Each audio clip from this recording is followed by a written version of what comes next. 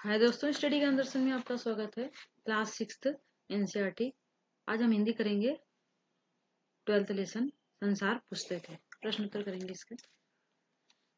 इस पाठ को लिखने वाले जवाहरलाल नेहरू हैं, जो कि अपनी पुत्री इंदिरा गांधी के बारे में लिखते हैं कि संसार एक पुस्तक के समान है। अगर हम सीखना चाहें तो इस दुनिया में बहुत कुछ सीख सकते हैं। और उस पत्र के माध्यम से वो अपनी पुत्री को समझाने की कोशिश करते हैं, क्योंकि वह इलाहाबाद में है और उनकी पुत्री जो है वो मसूरी में है। प्रश्न पहला है, लेखक ने प्रकृति के अक्षर किन्हें कहा है? लेखक ने पेड़ पौधों, पत्थरों, नदियों, जंगलों को प्रकृति का अक्षर कहा है। प्राकृतिक चीजों को प्रकृति के अक्षर कहा जाता है, क्योंकि प्रकृति से हम चाहें तो बहुत कुछ सीख सकते हैं। ये पेड़ पौधे जो हैं, पत्थर हैं, नदियां हैं, जंगल है, ये सब चीज हमें कुछ न कुछ सीखने के लिए प्रेरित करती है। हम इससे सीखते हैं। प्राकृतिक चीजों को प्रकृति के अक्षर कहा गया है। दूसरा है, लाखों करोड़ों वर्ष पहले हमारी धरती कैसी थी? बहुत पहले हमारी धरती कैसी थी? लाखों करोड़ों वर्ष पूर्व हमारी धरती बहुत गर्म थी, बहुत ज्वाला की तरह जल रही थी। कुछ नहीं था, इस पर कोई जीवित नहीं था। कोई जीवित नहीं रह सकता था और चारों तरफ आग जल रही थी। इसीलिए लाखों करोड़ों वर्ष पहले हमारी धरती ऐसी ही थी, गर्म थी। प्रश्न 3 है, दुनिया का पुराना हाल किन चीजों से जाना जाता है? कुछ चीजों के नाम लिखिए। दुनिया का पुराना हाल पहाड़, समुद्र है, पहाड़ है, नदियां है, जंगल है। पहाड़, समुद्र, नदियां, जंगल के जानवरों की पुरानी हड्डियों, पत्थर, टुकड़ों से जाना जाता है। दुनिया का पुराना हाल अगर हम जानने की कोशिश करते हैं तो जब हम पहाड़ देखते हैं, समुद्र देखते हैं, नदी देखते हैं, जंगल देखते हैं, पुरानी हड्डियों को देखते हैं, पत्थर के टुकड़ों को देखते हैं, तो हमें पूरी जानकारियां धीरे धीरे मिल जाती है और उससे हम पता कर सकते हैं कि कौन सी चीज कैसी थी पहले। तो ये पुराना। प्रश्न 4 है, गोल चमकीला रोड़ा अपनी क्या कहानी बताता है? गोल चमकीला, जब नदियों में बड़े बड़े पत्थर जब लुढ़कते लुढ़कते जब चले जाते हैं, बहुत दूर तक चले जाते हैं, तो घिसने के बाद वो बड़े ही चिकने, बड़े ही सुंदर हो जाते हैं। वही चीज है। गोल चमकीला रोड़ा अपनी क्या कहानी बताता है? रोड़ा मतलब जो पत्थर होता है, टुकड़े होते हैं पत्थर के, उसको कहा गया है। गोल और चमकीला दिखाई देने वाला रोड़ा पहले ऐसा नहीं था। पहले वह चट्टान का टूटा हुआ नुकीला खुरदुरा टुकड़ा था। बारिश के पानी में बहकर वह छोटी घाटी तक आया। पानी के साथ निरंतर ढकेले जाने के कारण उसके कोण घिसक कर गोल और चमकदार बन गए। इसमें सिर्फ यही है कि जब बड़े बड़े पत्थर, नुकीले पत्थर जब नदियों में होते हैं, लेकिन नदियों में जब लुढ़कते लुढ़कते बहुत दूर तक वो चले जाते हैं पानी के बहाव से, तो जमीन में रगड़ खाते हैं और जब रगड़ खाते हैं तो वही पत्थर एकदम चमकीला, बहुत ही खूबसूरत होता है। बहुत लोग अपने घरों में चमकीले पत्थरों को सजाने के लिए भी इसका प्रयोग करते हैं। आपने देखा होगा, जब घर बनाने के लिए बालू लाया जाता है तो उस बालू में भी बड़े सुंदर सुंदर, बड़े चिकने चिकने पत्थर पाए जाते हैं। वही चीज है। आप अपने शब्दों में भी इसको लिख सकते हैं। रोड़ा पत्थर होता है।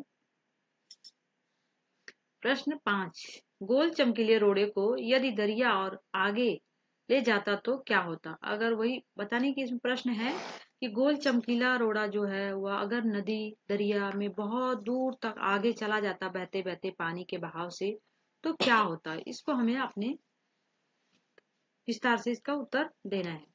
गोल चमकीले रोड़े को अगर दरिया और आगे ले जाता तो वह छोटा होते होते अंत में बालू का एक कण बन जाता और समुद्र के किनारे पहुंचकर वह अपने जैसे ही रेत के अन्य कणों में मिल जाता, जहां एक सुंदर बालू का किनारा बन जाता। बीच पे रहते हैं ना बहुत सारे बालू रेत, जिस पर छोटे छोटे बच्चे खेलते हैं और बालू का घरौंदे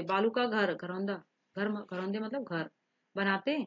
लोग उस रेत को विभिन्न कामों में प्रयोग करते हैं। आपने देखा होगा, बहुत से जब हम घर बनाते हैं, बालू लाया जाता है, रेत लाया जाता है, उसमें छोटे छोटे बड़े ही प्यारे प्यारे सुंदर सुंदर पत्थर होते हैं, जिसे बच्चे बीन बीन कर उसे खेलते भी हैं। तो अगर नदियों में और दरिया में अगर बहुत दिनों तक वह लुढ़कता लुढ़कता आगे चला जाता, समुद्र तक जाता, तो धीरे धीरे उसका आकार छोटा होता जाता है। क्योंकि जब हम किसी चीज को बार बार आगे बढ़ाते जाते हैं तो घिसती जाती है। जैसे आप पेंसिल से लिख रहे हैं तो पेंसिल धीरे धीरे घिस कर छोटी हो जाएगी, वैसे ही वो पत्थर जो है वो घिसते घिसते घिसते एकदम उसका आकार एकदम छोटा हो जाता है। नेहरू जी ने ही लिखा है इस पाठ को। नेहरू जी ने इस बात का हल्का सा संकेत दिया है कि दुनिया कैसी शुरू हुई हो, मतलब दुनिया की शुरुआत कैसे हुई होगी। दुनिया, वर्ल्ड, संसार उन्होंने क्यों बताया है, पाठ के आधार पर लिखो। नेहरू जी ने बताया है कि यह पृथ्वी लाखों करोड़ों वर्ष पुरानी है। नेहरू जी लिखते हैं कि बहुत पुरानी यह धरती है, लाखों करोड़ों वर्ष पुरानी है। यह पृथ्वी बहुत गर्म थी, इस पर कोई जानदार चीज नहीं थी। पहले यहाँ न कोई आदमी था और न जानवर। करोड़ों वर्षों में जाकर धरती ठंडी हुई। बहुत करोड़ों वर्ष के बाद बहुत दिनों तक लगातार बारिश होती है, बारिश से तब जाके यह धरती ठंडी हुई और धीरे धीरे जीव जंतु पशु पक्षी और इंसानों वास करने लगे। धीरे धीरे इस पर वनस्पतियां पेड़ पौधे होने लगे, फिर छोटे छोटे जीव जंतु पैदा हुए और फिर मनुष्य, फिर इस तरह दुनिया की शुरुआत हुई। धरती करोड़ों वर्ष पहले जल रही थी, आग जल रही थी। बारिश से धीरे धीरे वह ठंडी होती है और ठंडी होने के बाद तब धीरे धीरे उस पे घास फूस वनस्पतियां पेड़ पौधे सभी उगने लगते हैं और फिर मनुष्य भी यहाँ पे धरती पे आ जाते हैं। पत्र से आगे लगभग हर जगह दुनिया की शुरुआत को समझाती हुई कहानियां प्रचलित हैं। तुम्हारे यहाँ कौन सी कहानी प्रचलित है, आपको बताना है। हमारे यहाँ यह कहानी प्रचलित है कि यह धरती पहले सूर्य का ही अंग थी। धरती माँ भी सूर्य का अंग थी। अंतरिक्ष में आए किसी परिवर्तन के कारण कुछ चेंजिंग आई होगी, यह सूर्य से अलग हो गई। यह भी सूर्य की तरह आग का गोला थी। धरती भी सूर्य की तरह आग का गोला थी। करोड़ों वर्षों में जाकर यह ठंडी हुई, फिर इस पृथ्वी पर मनुष्य पैदा होने लगे। इसके बाद ही जानवर और इंसान अस्तित्व में आए। दूसरी कहानी प्रचलित है कि इस दुनिया की शुरुआत ईश्वर ने की है। उसी ने सृष्टि के क्रम को आगे बढ़ाया है। पहला तो यह धरती भी जल रही थी सूर्य के समान, सूर्य के साथ धरती भी थी, लेकिन कुछ परिवर्तन आए होंगे जिससे धरती और सूर्य अलग हो गए होंगे और धरती पर बहुत दिनों तक लगातार बारिश हुई। बारिश होने से जलता हुआ जो आग का गोला वो ठंडा हुआ और जीव जंतु पेड़ पौधे वनस्पतियां इस पे रहने लगी।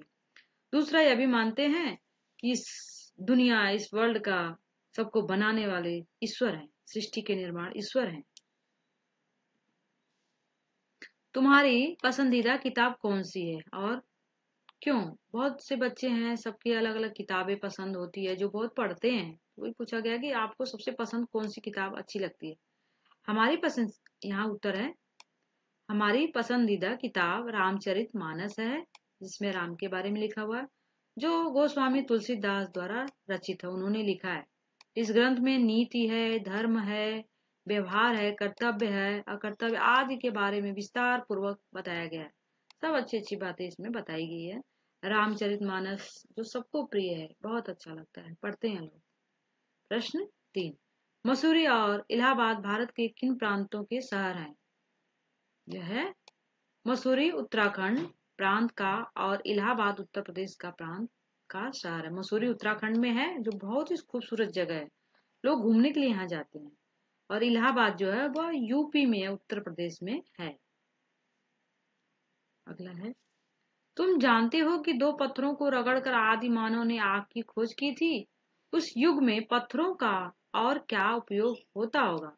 आपको पता होगा, आप हिस्ट्री पढ़ते होंगे तो उसमें बताया गया होगा कि आदि मानव जो थे वो पत्थरों को रगड़ते थे, रगड़ने से उसमें से आग निकलती थी। उसी आग के सहारे वो अपनी सुरक्षा भी करते थे खतरनाक जानवरों से और उसी आग से वो अपना भोजन भी पकाते थे। तो और पत्थरों का और क्या प्रयोग होता था हमें बताना है। और वो पत्थर का नाम मैं आपको बताती हूँ। वो पत्थर जो रहता था जिससे आग निकालते थे, वो पत्थर था चकमक पत्थर, उसका नाम ही चकमक है। और उसी को रगड़ते थे तो उसमें से आग निकलती थी। पहले माचिस नहीं होती थी। तो इसका उत्तर है, आदि मानव पत्थरों का इस्तेमाल आग जलाने के अलावा मकान बनाने, हथियार औजार के रूप में एवं जानवरों का शिकार करने के लिए, इसके अलावा मांस और काटने, चमड़ा, वृक्ष, छाल छीलने वाले औजार के रूप में इसका प्रयोग करते थे। क्योंकि पहले तो उतने औजार नहीं थे, उतने हथियार चाकू ये सब नहीं थे। पत्थर से ही वह भाला वाला बनाते जिससे जानवरों से रक्षा करते थे। पत्थरों से जानवरों से सुरक्षा करते थे। पत्थरों के माध्यम से मांस को काटने का काम करते थे। चमड़ा को काटना, पेड़ की छाल को काटना, मतलब सब काम जो हथियार के काम होते हैं वो पत्थरों के माध्यम से ही पहले के लोग करते थे। भाषा की बात, इसमें भाषा की बात है जो कि आपको बहुत ही इम्पोर्टेंट है, और इसमें से क्वेश्चन आते हैं जो ग्रामर है, इसको आपको अच्छे से समझना है। एक बार समझ लिए तो आपको बड़ी क्लासेस में भी काम आएंगे। इस बीच वह दरिया में लुढ़कता रहा। नीचे लिखी क्रियाएं पढ़ो। क्या इनमें लुढ़कना में तुम्हें कोई समानता नजर आती है? इसमें देखिए, ढकेलना मतलब किसी चीज को पुश करना, धक्का देना। गिरना मतलब गिर जाना। खिसकना मतलब धीरे धीरे कोई चीज खिसकती है ना, उसको बोलते हैं, जैसे पहाड़ धीरे धीरे खिसकते हैं। इन चारों क्रियाओं का अंतर समझाने के लिए इनसे वाक्य बनाओ। इसका सेंटेंस, ओवन सेंटेंस आप बना सकते हैं। इन चारों क्रिया शब्दों के अर्थ में बहुत अंतर है। लुढ़कना मतलब क्या होता है? यह है उत्तर आपका, यहाँ से उत्तर है। लुढ़कना, दवा की शीशी अलमारी से लुढ़क गई। जैसे अब शीशी है ना, बोतल होती है, उसको अगर फर्श पे थोड़ा ढलान में आप लुढ़काएंगे तो धीरे धीरे धीरे धीरे लुढ़कते आगे तक चली जाएगी वो। दूसरा है ढकेलना। ढकेलना जैसे किसी को धक्का देना। राघव ने मोहन को सीढ़ियों से ढकेला। राम ने मोहन को सीढ़ियों से ढकेला, या राम ने मोहन को कक्षा में ढकेला। धक्का देना, पुश करना। गिरना, किताब टेबल से नीचे गिर गई। मोहन टेबल से नीचे गिर गया। मोहन चारपाई से नीचे गिर गया। मोहन बिस्तर से नीचे गिर गया। ऐसे आप लिख सकते हैं गिरना। आगे है खिसकना। माधव ने खिसक कर मुझे बैठने की जगह दी। माधव ने खिसक कर, मैं ट्रेन में जा रहा था और मैं ट्रेन में जा रहा था और राम ने थोड़ा खिसक कर मुझे वहां जगह बैठने के लिए दी। इस तरीके से आप अपने तरीके से वो सेंटेंस बना सकते हैं। ऐसा नहीं कि जो बताया जाता है आपको वैसा ही करना है। खिसकना, जैसे कि आप अपने बेंच पे बैठे हैं, दो लोग हैं, लेकिन आपका दोस्त आ गया, फिर वो आपको आपसे प्लेस मांग रहा है, जगह मांग रहा है, तो आप थोड़ा सा खिसक जाएंगे तो उसको भी जगह वह मिल जाएगी। अगला है प्रश्न 2 है, चमकीला रोड़ा। यहाँ रेखांकित विशेषण चमक संज्ञा इला यह प्रत्यय है, जोड़ने पर बना है। निम्नलिखित शब्दों में यही प्रत्यय जोड़कर विशेषण बनाओ और इनके साथ उपयुक्त संज्ञा लिखो। इसमें विशेषण जो होता है, जैसे मोहन सुंदर लड़का है। सुंदर क्या है? सुंदर एक विशेषण हो गया। घोड़ा काला है। घोड़ा क्या है? विशेषण है। और प्रत्यय जो होता है वह किसी भी शब्द के अंत में लगाकर उस शब्द को बदला जा सकता है। जैसे चमक है, चमक यहाँ पे जैसे लिख दिया मैंने कि चमक है, चमक। तो चमक में अगर हम इला लगा देंगे तो यहाँ पे अगर ई लगा देंगे तो चमकीला बन जाएगा। चमकीला, ये है चमकीला, तो चमकीला बन जाएगा। तो यहाँ पे इसको लास्ट में जो लगाते हैं उसको हम प्रत्यय बोलते हैं, और जो इससे पहले लगाते हैं उसको हम उपसर्ग बोलते हैं। बड़ी कक्षाओं में आपको ये पढ़ने के लिए मिलेगा।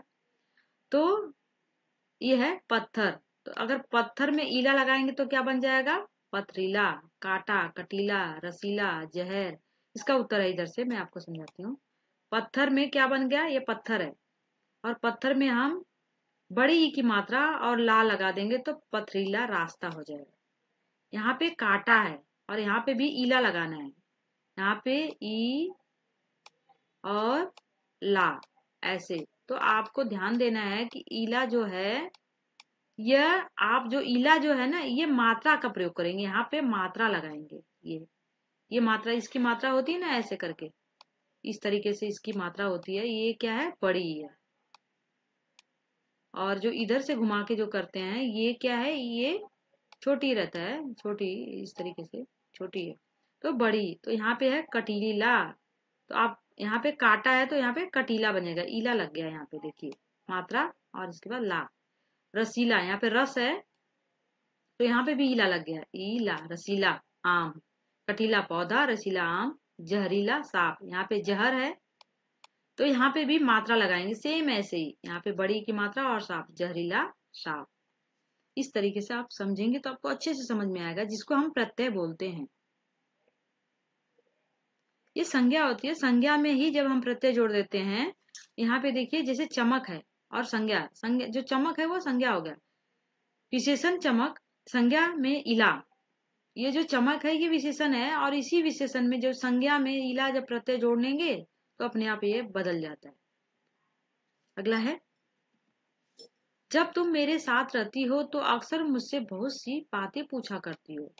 यह वाक्य दो वाक्यों को मिलाकर बना है। इन दोनों वाक्यों को जोड़ने का काम जब, तो, तब, ये देखिए ये सब ऐड करके वाक्य को बड़ा कर रहे हैं, इसीलिए इन्हें योजक कहते हैं। योजक मतलब किसी चीज को जोड़कर बनाना।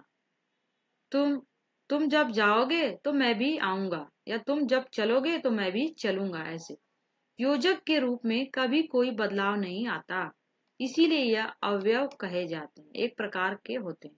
नीचे वाक्यों को जोड़ने वाले कुछ अवयव दिए गए हैं, उन्हें रिक्त स्थानों में लिखो।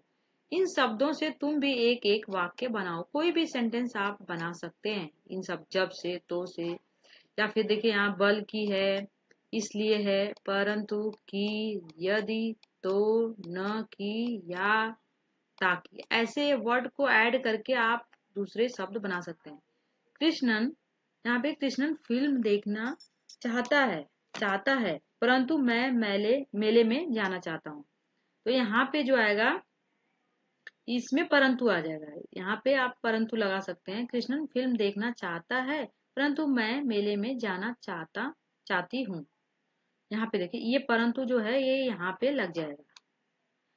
मुनिया ने सपना देखा, मुनिया ने जो है वो सपना देखा कि, यहाँ पे लग जाएगा की, ये जो की है छोटी की। मुनिया ने सपना देखा कि वह चंद्रमा पर बैठी है। इसी में से आपको ये देखिए ये इसमें यहाँ से ये ऐसे यहाँ आ जाएगा। अगला है छुट्टियों में, इसमें देखिए छुट्टियों में हम सब दुर्गापुर जाएंगे या जालंधर। छुट्टियों में हम सब दुर्गापुर, यहाँ पे छुट्टियों में हम सब, यहाँ पे दिया है छुट्टियों में हम सब, यहाँ पे सब भी हम सब दुर्गापुर जाएंगे या जालंधर। तो इसमें दिया है छुट्टियों में हम सब, छुट्टियों में हम सब, यहाँ पे दुर्गापुर, यहाँ पे डैश नहीं रहेगा, यहाँ पे डैश नहीं, जरूरत नहीं यहाँ पे डैश की, यहाँ पे रहेगा डैश। दुर्गापुर जाएंगे या, यहाँ पे या लिखना है, या ऐसे उत्तर है। अगला इधर उत्तर है, मैं समझा रही हूँ। कृष्णन फिल्म देखना चाहता है परंतु, ये परंतु आपको ऐड करके लगाना है, मैं मेले जाना चाहता हूँ। दूसरा है मुनिया ने सपना देखा कि, एक की ऐड करना है आपको, वह चंद्रमा पर बैठी है। छुट्टियों में हम सब या तो, यहाँ या तो दुर्गापुर जाएंगे या जालंधर, यहाँ पे या लगा, यहाँ पे भी आ, छुट्टियों में हम सब या, यहाँ पे या, यहाँ पे लगा सकते हैं या दो जगह, या फिर ऐसे आप कर सकते हैं। सब्जी कटवा कर रखना ताकि घर आते ही मैं खाना बना लें। सब्जी कटवा, ताकि, यहाँ पे देखिए ताकि ऐड हुआ है। अगला है यदि मुझे पता होता कि ऐड हुआ है, समीना बुरा मान जाएगी तो मैं यह बात न कहती। इस वर्ष फसल अच्छी नहीं हुई इसीलिए अनाज महंगा है।